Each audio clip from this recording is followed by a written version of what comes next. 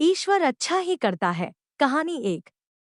बीरबल एक ईमानदार तथा धर्मप्रिय व्यक्ति था। वह प्रतिदिन ईश्वर की आराधना बिना नागा किया करता था। इससे उसे नैतिक व मानसिक बल प्राप्त होता था। वह अक्सर कहा करता था कि ईश्वर जो कुछ भी करता है मनुष्य के भले के लिए ही करता है। कभी कभी हमें ऐसा लगता है कि ईश्वर हम पर कृपा दृष्टि नहीं रखता, लेकिन ऐसा होता नहीं। कभी कभी तो उसके वरदान को भी लोग शाप समझने की भूल कर बैठते हैं। वह हमको थोड़ी पीड़ा इसलिए देता है ताकि बड़ी पीड़ा से बच सके। एक दरबारी को बीरबल की ऐसी बातें पसंद न आती थी। एक दिन वही दरबारी दरबार में बीरबल को संबोधित करता हुआ बोला, देखो, ईश्वर ने मेरे साथ क्या किया। कल शाम को जब मैं जानवरों के लिए चारा काट रहा था तो अचानक मेरी छोटी उंगली कट गई। क्या अब भी तुम यही कहोगे कि ईश्वर ने मेरे लिए यह अच्छा किया है? कुछ देर चुप रहने के बाद बोला बीरबल, मेरा अब भी यही विश्वास है, क्योंकि ईश्वर जो कुछ भी करता है मनुष्य के भले के लिए ही करता है।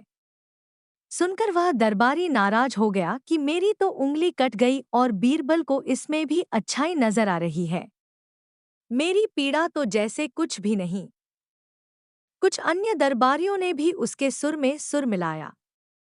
तभी बीच में हस्तक्षेप करते हुए बादशाह अकबर बोले, बीरबल, हम भी अल्लाह पर भरोसा रखते हैं, लेकिन यहाँ तुम्हारी बात से सहमत नहीं।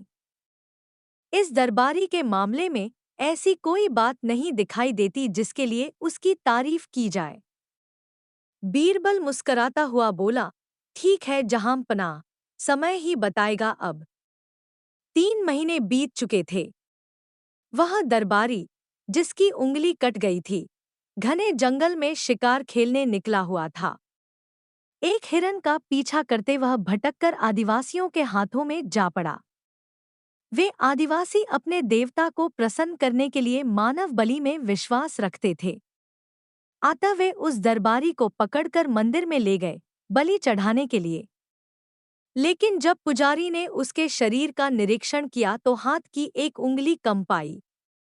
नहीं, इस आदमी की बलि नहीं दी जा सकती। मंदिर का पुजारी बोला, यदि 9 उंगलियों वाले इस आदमी को बलि चढ़ा दिया गया तो हमारे देवता बजाय प्रसन्न होने के क्रोधित हो जाएंगे। अधूरी बलि उन्हें पसंद नहीं। हमें महामारियों, बाढ़ या सूखे का प्रकोप झेलना पड़ सकता है, इसलिए इसे छोड़ देना ही ठीक होगा। और उस दरबारी को मुक्त कर दिया गया। अगले दिन वह दरबारी दरबार में बीरबल के पास आकर रोने लगा। तभी बादशाह भी दरबार में आ पहुंचे और उस दरबारी को बीरबल के सामने रोता देखकर हैरान रह गए। तुम्हें क्या हुआ? रो क्यों रहे हो? अकबर ने सवाल किया। जवाब में उस दरबारी ने अपनी आपबीती विस्तार से कह सुनाई। वह बोला, अब मुझे विश्वास हो गया है कि ईश्वर जो कुछ भी करता है मनुष्य के भले के लिए ही करता है। यदि मेरी उंगली न कटी होती तो निश्चित ही आदिवासी मेरी बलि चढ़ा देते। इसीलिए मैं रो रहा हूँ, लेकिन ये आंसू खुशी के हैं। मैं खुश हूँ क्योंकि मैं जिंदा हूँ। बीरबल के ईश्वर पर विश्वास को संदेह की दृष्टि से देखना मेरी भूल थी। अकबर ने मंद-मंद मुस्कराते हुए दरबारियों की ओर देखा, जो सिर झुकाए चुपचाप खड़े थे। अकबर को गर्व महसूस हो रहा था कि बीरबल जैसा बुद्धिमान उसके दरबारियों में से एक है। ऊंट की गर्दन। अकबर बीरबल की कहानी 2। अकबर बीरबल की हाजिर जवाबी के बड़े कायल थे। एक दिन दरबार में खुश होकर उन्होंने बीरबल को कुछ पुरस्कार देने की घोषणा की। लेकिन बहुत दिन गुजरने के बाद भी बीरबल को पुरस्कार की प्राप्त नहीं हुई। बीरबल बड़ी ही उलझन में थे कि महाराज को याद दिलाएं तो कैसे। एक दिन महाराजा अकबर यमुना नदी के किनारे शाम की सैर पर निकले। बीरबल उनके साथ था। अकबर ने वहां एक ऊंट को घूमते देखा। अकबर ने बीरबल से पूछा, बीरबल बताओ, ऊंट की गर्दन मुड़ी क्यों होती है? बीरबल ने सोचा महाराज को उनका वादा याद दिलाने का यह सही समय है। उन्होंने जवाब दिया, महाराज, यह ऊंट किसी से वादा करके भूल गया है, जिसके कारण ऊंट की गर्दन मुड़ गई है। महाराज कहते हैं कि जो भी अपना वादा भूल जाता है तो भगवान उनकी गर्दन ऊंट की तरह मोड़ देता है। यह एक तरह की सजा है। तभी अकबर को ध्यान आता है कि वो भी तो बीरबल से किया अपना एक वादा भूल गए हैं। उन्होंने बीरबल से जल्दी से महल में चलने के लिए कहा और महल में पहुंचते ही सबसे पहले बीरबल को पुरस्कार की धनराशि उसे सौंप दी और बोले, मेरी गर्दन तो ऊंट की तरह नहीं मुड़ेगी बीरबल। और यह कहकर अकबर अपनी हंसी नहीं रोक पाए और इस तरह बीरबल ने अपनी चतुराई से बिना मांगे अपना पुरस्कार राजा से प्राप्त किया। रेत से चीनी अलग करना, अकबर बीरबल की कहानी। एक बार बादशाह अकबर, बीरबल और सभी मंत्रीगण दरबार में बैठे हुए थे। सभा की कार्यवाही चल रही थी। एक एक करके राज्य के लोग अपनी समस्याएं लेकर दरबार में आ रहे थे। इसी बीच वहां एक व्यक्ति दरबार में पहुंचा। उसके हाथ में एक मर्तबान था। सभी उस मर्तबान की ओर देख रहे थे। तभी अकबर ने उस व्यक्ति से पूछा, क्या है इस मर्तबान में? उसने कहा, महाराज, इसमें चीनी और रेत का मिश्रण है। अकबर ने फिर पूछा, किस लिए? अब दरबारी ने कहा, गलती माफ हो महाराज, लेकिन मैंने बीरबल की बुद्धिमत्ता के कई किस्से सुने हैं। मैं उनकी परीक्षा लेना चाहता हूँ। मैं यह चाहता हूँ कि बीरबल इस रेत में से बिना पानी का इस्तेमाल किए चीनी का एक एक दाना अलग कर दें। अब सभी हैरानी से बीरबल की ओर देखने लगे। अब अकबर ने बीरबल की ओर देखा और कहा, देख लो बीरबल, अब तुम कैसे इस व्यक्ति के सामने अपनी बुद्धिमानी का परिचय दोगे? बीरबल ने मुस्कुराते हुए कहा, महाराज हो जाएगा, यह तो मेरे बाएं हाथ का काम है। अब सभी लोग हैरान थे कि बीरबल ऐसा क्या करेंगे कि रेत से चीनी अलग अलग हो जाएगी। तभी बीरबल उठे और उस मर्तबान को लेकर महल में मौजूद बगीचे की ओर बढ़ चले। उनके पीछे वह व्यक्ति भी था। अब बीरबल बगीचे में एक आम के पेड़ के नीचे पहुंचे। अब वह मर्तबान में मौजूद रेत और चीनी के मिश्रण को एक आम के पेड़ के चारों तरफ फैलाने लगे। तभी उस व्यक्ति ने पूछा, अरे यह क्या कर रहे हो? इस पर बीरबल ने कहा, ये आपको कल पता चलेगा। इसके बाद दोनों महल में वापस आ गए।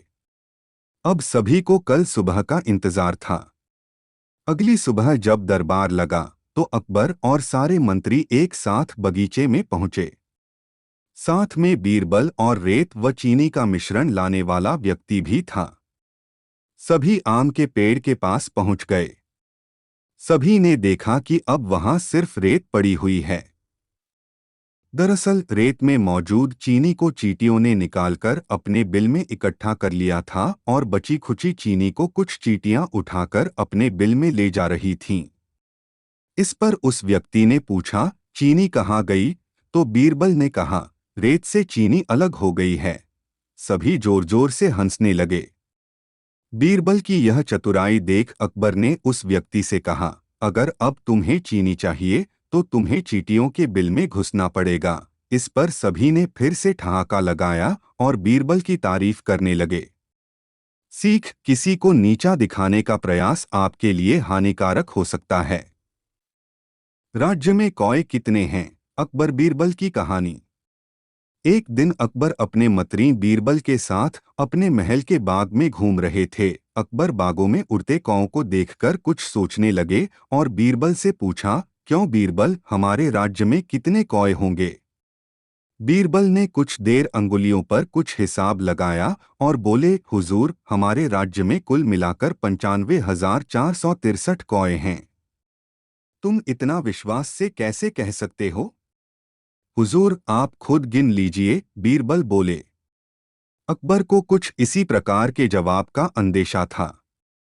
उन्होंने ने पूछा, बीरबल, यदि इससे कम हुए तो इसका मतलब है कि कुछ कौए अपने रिश्तेदारों से मिलने दूसरे राज्यों में गए हैं। और यदि ज्यादा हुए तो इसका मतलब यह है, हुजूर, कि कुछ कौए अपने रिश्तेदारों से मिलने हमारे राज्य में आए हैं। बीरबल ने मुस्कुराकर जवाब दिया। अकबर एक बार फिर मुस्कुराकर रह गए। लहरें गिनना, अकबर बीरबल की कहानी। एक दिन अकबर बादशाह के दरबार में एक व्यक्ति नौकरी मांगने के लिए अर्जी लेकर आया।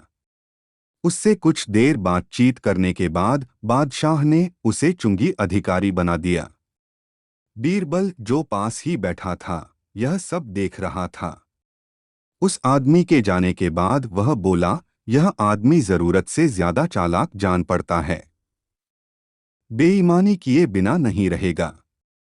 थोड़े ही समय के बाद अकबर बादशाह के पास उस आदमी की शिकायतें आने लगीं कि वह प्रजा को काफी परेशान करता है तथा रिश्वत लेता है। अकबर बादशाह ने उस आदमी का तबादला एक ऐसी जगह करने की सोची जहां उसे किसी भी प्रकार की बेईमानी का मौका न मिले। उन्होंने उसे घुड़साल का मुंशी मुकर्रर कर दिया।